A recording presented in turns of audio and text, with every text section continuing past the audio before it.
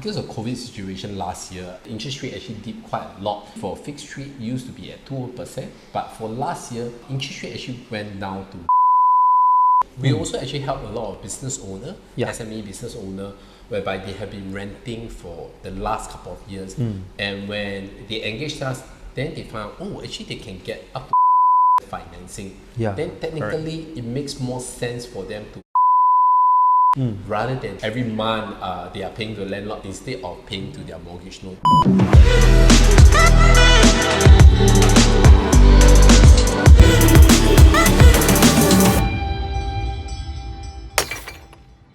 Hello everyone, today actually I've invited Kenneth from Keyquest Mortgage to actually share with us mortgages related to Singapore property.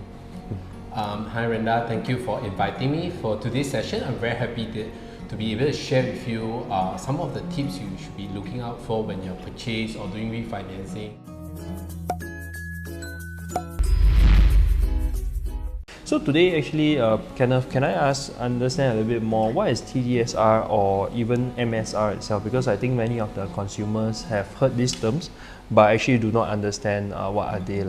Okay, so TDSR and MSR was actually introduced in 2013. So back then in 2013, this is one of the cooling measure our government had came up. But I think this cooling measure actually helps to prevent people from over leveraging, because they actually set a requirement that you can only use 60% of your income to purchase a property. So example, if you have a 10,000 salary, only 6,000 can be used to service the mortgage debt. Okay, that's how TDSR work. And of course MSR is just using 30% of their income. So MSR is usually used for HDB property or EC, new launch EC. But for resale EC more than 5 years, we are using TDSR for calculation. Okay, understand. So can I understand a little bit more, is that, do you agree that TDSR actually does help reduce fire sale in the market itself from what you see? Yes, I would think so. If we look at the last 7 or 8 years after TDSR was introduced, you don't see so much fire sale in the market. I think you will be more familiar than me whether there's fire sale. For myself, when we deal with clients nowadays, we don't see so much fire sale because before 2013, people can just get a mortgage loan by showing banks some money of their net worth, and they can get 80%. But after 2018, 5th July, we have reduced the LTV from 80% to 75% as well. Okay. So I think that one does enhance the framework itself for the TDSR itself, so that people are more prudent in their purchase, correct? Yes, I think definitely, because what the government want to do is to prevent people from over leveraging. So by coming out with this framework, they actually ensure that if your income is able to sustain the loan, then the banks will actually grant you a mortgage loan. If you all learned something so far, do smash the like button and subscribe to my channel and hit the notifications bell to get notified for more Ask the Experts Series videos itself. So Kenneth, can I understand a little bit more on how you value add to your clients and how you help them with their mortgages itself? Okay, one of the things we do over here at Keyquest Mortgage is that primary role is to help them to compare the different banks' interest rate. But what we do more in depth is that we don't just compare the interest rate, we actually go in depth that the features of the package, because some clients have some certain requirements that maybe, example, they are going to sell off the property within the next 24 months, or they wish to make some partial repayment within the next 24 months.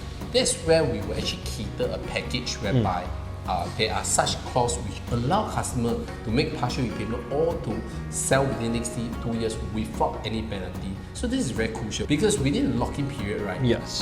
If the client want to sell the property and without this sales of waiver clause, they will actually be hit with a 1.5% penalty on your outstanding loan amount, which is quite substantial amount. Or if you're looking to make a partial repayment within a lock-in period of 24 months, same thing, if you do not have partial repayment clause in your contract, you will need to pay a 1.5% penalty on the outstanding loan amount you wish to repay to clear off. Yes, that's right. So these are the things we do, and we drive more in depth with customers to understand what they really need.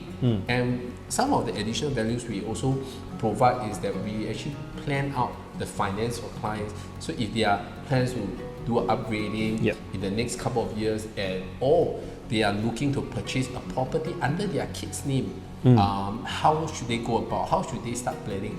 And would they be able to get a financing for their kids? Let's say if they are 21 years old, no income. This is the kind of things we actually go in depth with customer to plan for them. It's part of our service. We actually do strategy and forward planning that maybe in 5 years they want to upgrade. What kind of income they have to hit, or if not, if income is not eligible, what other ways we can advise. So these are some of the strategies we will come out working with the customers. Okay, quite interesting, because I think your side is like, because I have experience with some of my clients trying to sell their property, but whenever they call into the bank, they actually found out that they have to pay such a big penalty, like you mentioned earlier, then they actually decide to put on hold their selling plans for probably a year or two later. So I think this is a very important knowledge that many of us should know, like even as a consumer, is to even speak to a mortgage broker or your banker to understand more onto all these concepts that you were sharing. Definitely, yes. Yeah. So we always encourage our clients to speak to someone who have the expert in this field, because we have been in the industry more than 10 years, and we have a lot of case studies which we've done before, which help a lot of customers to grow their asset. We have clients that thought that because the banks actually tell them that maybe example they can loan only 3 million, so that's the maximum they can go. But when they come to us, we actually re-strategize for them, and in the end they actually buy a much more bigger property and manage to get a higher loan amount, more than 3 million, whereby the banks initially quoted maximum loan is 3 million, but after going through us, we advise them, okay, what are steps necessary to do, okay, to get a higher loan amount as well. Okay. I think this one also reminds me of one of my clients that actually we did engage your services to actually help them to plan their purchase itself lah. Yes. So it's quite interesting, because I think you not only do residential loan, but you also do commercial loan, correct? Yes, because actually most of the brokers in the market, they are more familiarized with residential, but for us we are vice versa. So we actually cover residential property markets, and also for customers who are buying a commercial, industrial property, be it under your individual name, investment holding, or a operating company, right? We can actually help them to get a higher LTV. So like for operating company, you can get up to 90% financing. So technically your down payment is only 10%. Whereas maybe an investment holding or an individual name is up to 80%. But again, banks policy change as and when. There was actually a period whereby the banks actually give up to 90% for investment holding company. Wow, that's a difference. Yeah, that's a huge difference. Imagine a million property, a down payment 100k versus a down payment of 200k. It makes a difference. So the client can, if it's 90% financing, technically they can actually buy two if they have 200k. The advantage of engaging Keyquest Mortgage is we are very familiar with the bank's policy, and this is one of our strengths, that we know how to cater the needs to the client. Instead of getting a customer to fit into the bank's criteria, we actually find tailor-made lah. Yes, we actually tailor-make the solution and find a bank that would be suitable for the client. So instead of the customer like they're going to bank A, B, C to check out how much they can loan and what's their criteria, what's their requirement, we actually filter out that part and come to a phase whereby we actually find a banks that should suit to them rather than them suiting to the banks. So as you mentioned earlier about, for example, a business having an operation itself, they can actually buy a property with 90% loan to value lah. That's right. So that does it mean is that actually, if instead of paying rental itself, converting it to an installment is actually one of the strategies that they can apply as well?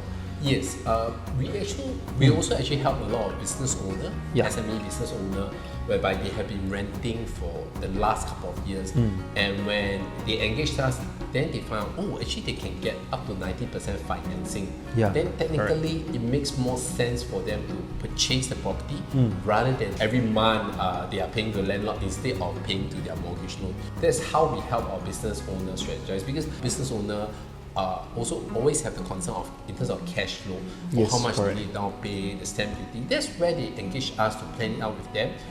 Some of them takes about 6 months to 1 year planning before Correct. they actually commit to their purchase, because they need to manage their cash flow, and we will actually help them to do up the To cater a calculation, plan. financing, how many years can they loan, and what is the monthly installment. Are they comfortable after buying the property? Are they Correct. comfortable with the monthly installment? So these are the things that we actually drive in depth with the customer to help them to achieve their own property. Instead of them renting, they buy their own, or even if they are planning to buy more than one, that means they are investing on other properties. Can I understand a little bit more is that because for business owners, right, like for example, if the valuation of the property, because they are usually concerned that the property they buy wouldn't increase in value lah. But if it remains the same, right, and in 5 years time, for example, they pay an installment to the property for the 5 years, can they actually like use the property as a leverage to go to the bank to get some money or to expand their business lah? I would say definitely yes. A lot of business owner doesn't know this. Correct. Which I think is very important for us to do this sharing as well. So example, if a business owner have an existing property and they have been paying down the mortgage over the last 5 years, technically after 5 years, if the property appreciate or even the property remain as the value of what they purchased, because of paying down the loan, they technically can cash out from property and use the money for their business, and the interest rate is actually similar. That means be it their mortgage interest rate or the cash out amount, some banks call it term loan or equity term loan, interest rate is actually the same, and they can spread over maybe 20 to 30 years to repay this additional cash out which they have taken. Oh, okay. So actually, this is a very interesting thing that many business owners, whenever we talk about, for example, unsecured loans, is actually a much higher interest lah. With the recent COVID, the government have sourced out a lot of funds called the temporary bridging loan, which is actually considered very low now. Correct. Because the temporary bridging loan used to be at maybe 6 to 7% per annum. Now, most of the banks are only offering about 1 to 2%. Oh, okay. So it's actually quite close to the mortgage loan, but the only difference is that such bridging loan is short term. It's maybe a 2 years, 3 years, or 5 years. But whereas a mortgage loan, you can spread across 20 to 30 years. So in terms of repayment, it's lesser lah. yes, it's not that heavy burden for some business owner. Yeah, I think this is a very interesting thing to understand as well, because many of the viewers out there wouldn't be too in the know about this lah, especially for business owners lah. Yes, definitely. Can I understand a little bit more? Is like for HDB owner, because I guess there's many viewers, there are HDB owners out there. Should they refinance their loan today at the current prevailing rates? Maybe can you share a little bit with us? Sure. So I think because of COVID situation last year, actually if you have been following the interest rate, last year the interest rate actually dipped quite a lot. So like maybe for fixed rate used to be at 2%, but for last year the interest rate actually went down to 1%. Wow, so that's a lot example, difference. if you are owing a HDB property, your interest rate will be about 2.6 per annum. So when you do a refinancing now, you technically can get fixed rate ranging from about 1.15 onwards to 1.5, depending on the number of years they choose. Some customers, for HDB owners, when they do a refinance over to a bank loan, Correct. they want something safe, so they will go example for a 5 years fixed rate at 1.5%. Example, if your HDB loan is 500k and you're paying 2.6% interest rate, and when you do a refinance to a bank loan, whereby it's 1.5% interest rate, technically per annum you save about 1%. So for a 500k loan, per annum 1% difference is about 5,000. So imagine over That's 5 a lot of years. money there. Yeah, so over 5 years the saving is about 25,000 if you go with a bank loan versus a HDB loan. We do see that there are more customers switching from a HDB loan to a bank loan because of the low interest rate environment. Understand. I think this is also very interesting because many of my clients have asked me the same question as well, and they are actually very concerned that it will be a floating rate whenever they go for a bank loan, because this is a common misconception that many of the consumers have lah. Maybe you can share the 1.5 rate, is it a fixed or floating one? Okay, so for 1.5% is actually fixed for 5 years. So technically, within the 5 years, right, the banks will not change the interest rate. Of course, there are floating package available in today's market as well. So some of the floating package are as low as less than 1%. So it depends on individual customer risk appetite. If you want something stable and it is not affected by the market, you can go for a fixed rate. But if you want something whereby you are able to take a bit of risk and you might want to consider a floating package. Now the floating package, most customers we actually see is they are going for a SORA package. The new package because SIBOR is going to be obsolete within the next couple of years, and some banks have already stopped offering SIBOR packages. So that's why they are more inclined to go with SORA packages. So for Kenneth, can I understand a little bit more of your property journey? Did you choose HDB when you first bought a property or a private property? Maybe you can share with us a little bit more. Actually for my first property, I didn't purchase a HDB. Actually, I went straight to a private property because I find that the HDB journey is slightly longer because you need to buy and you need to wait for it to build, and you need to be staying there for 5 years before you can sell. So I think because of timeline, that means in total maybe if I buy a BTO to tell myself 8 years. But if I purchase a private, technically after 4 or 5 years I can sell off the property. Back then when I purchased, I think the SSD was 4 years, so I only can sell at the 5th year. So at the age about 29, I bought my first private property with my spouse, and subsequently we went to venture into buying industrial property as well over at Trade Hub. That's how we started off our property journey. So from there, is that for your first property itself, like if you look back now how young are you actually? Now I'm 37. Oh, so actually if we count back, if you bought a HDB at that time with your spouse, you wouldn't be able to so-called buy something until today lah. Because 8 years ago yes, technically, because if I have choose BTO, then technically I need to, before the time I can sell is around 8 years. It's a bit lucky that I chose to purchase it private first instead of going through the HDB usual route. Understand. After the 4th year mark, do you actually decide to carry on to hold the unit, or what do you actually plan?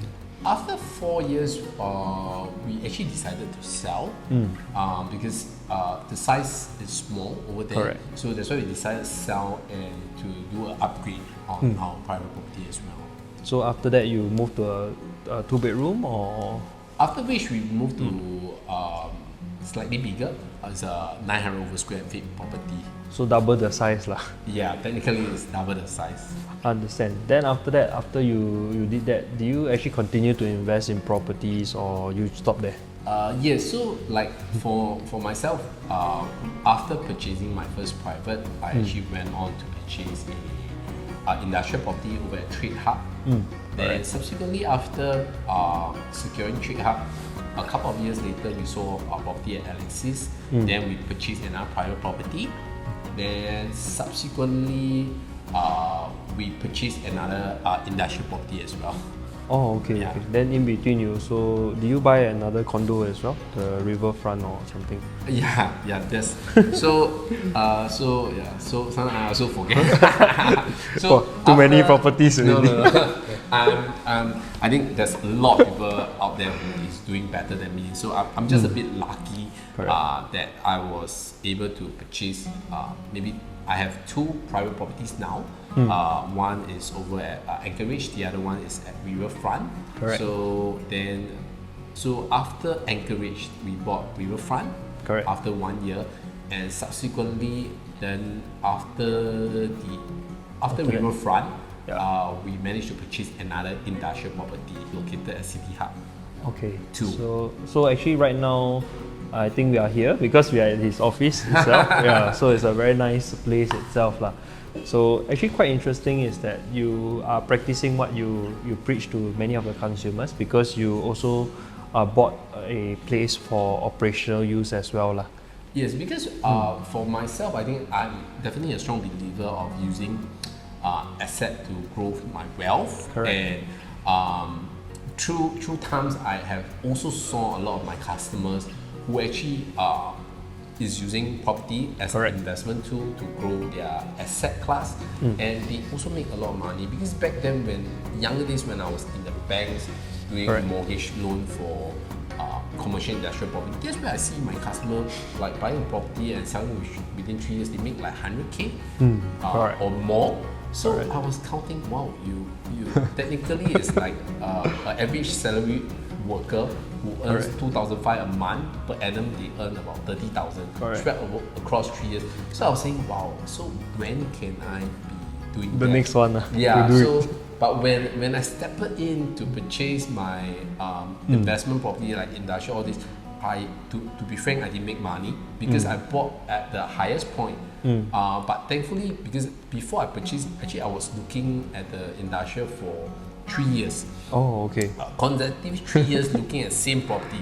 I didn't enter until the 3rd year. But after I entered, the market kind of like went down because of the TDSR, the cooling measures. Correct. But luckily, I would say that the property I purchased from day one up to now, it has always been tenanted out. So I was lucky that the tenant is actually servicing the loan over the last 5-6 years. So actually he kind of convert your like, because you're taking a loan so he's helping you clear off your loans while you actually own it. So technically my tenant is helping me to pay on the bank installment and paying down the mortgage. I'm quite lucky in that sense. Correct. We are coming to the end of this interview itself. So I would like to thank Kenneth for actually being very open to actually share with us more onto his journey, and for being here as our guest in this Ask the Experts series. So if you learned something today in this video, do smash the like button and subscribe to my YouTube channel, and also consider to hit the notifications bell to get notified for more Ask the Experts series like this. Thank you, Randall, for having me to do this sharing again today. I hope everyone have learned something valuable today, and do reach out to us if you have any needs in terms of your mortgage. Our company website is keyquestmortgage.com.sg. You can find us on Google or Facebook as well. Yeah, I'll leave the links in the description box as well to get in touch with Kenneth as well. Okay. Thank you. Thank you, everyone.